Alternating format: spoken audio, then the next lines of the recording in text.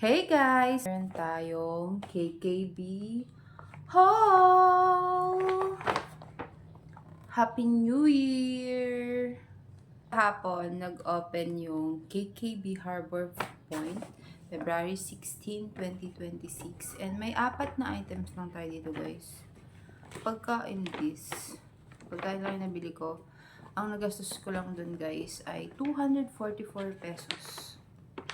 Tapos, meron pa lang 2 pesos na add kapag ipapalagay mo sa paper bag yung nabili mo.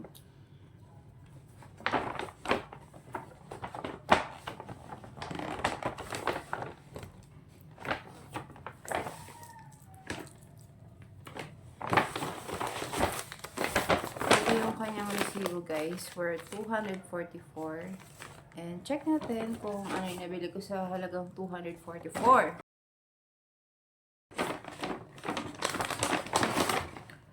First guys is ito, Cocoa Cookie Matcha Flavor. So, ganito siya. Ang presyo nito ay 59 pesos natin. Taste test. Buksan natin kung ano yung itsura niya. Ito siya guys sa loob. Meron siyang 4 pieces.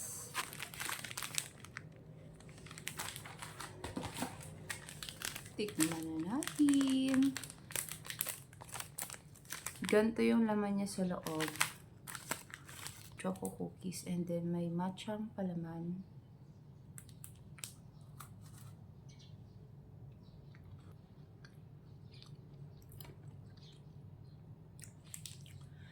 Malambot yung cookie niya. Hindi siya matigas. Mas lasa-lasa yung palaman na matcha kaysa sa choco na cookies. Next guys is ito. Matagal ko na ito nakikita sa TikTok guys. Curious ako sa lasa. Yung kinuha kong flavor is itong mukhang ice cream.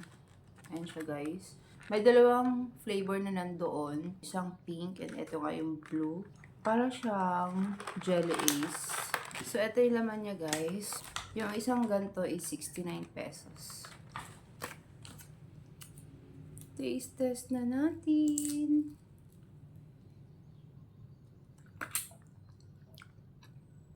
Para siyang jelly ace na hindi masyadong matamis. May pagka-creamy yung flavor niya.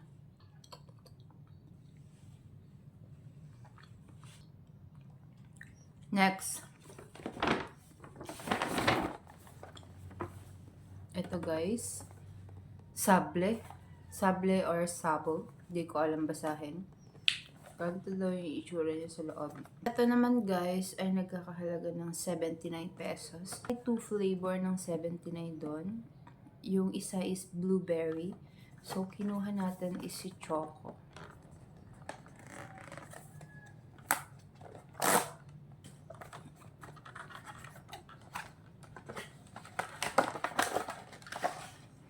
Ito siya sa loob guys. Meron siyang 2, 4, 6, 7 pieces.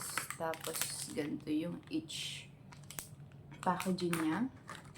And open. Ito siya guys sa loob.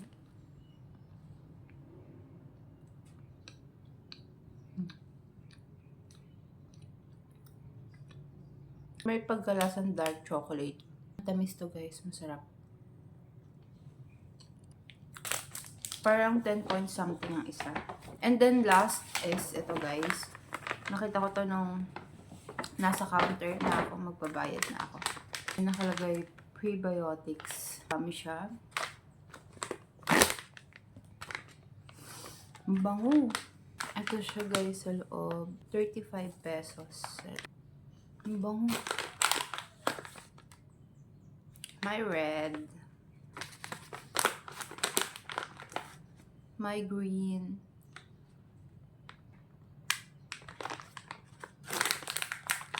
And orange.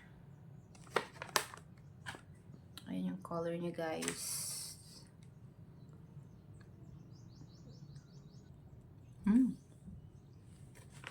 Masarap. Lasang gum. And then may ziplock siya.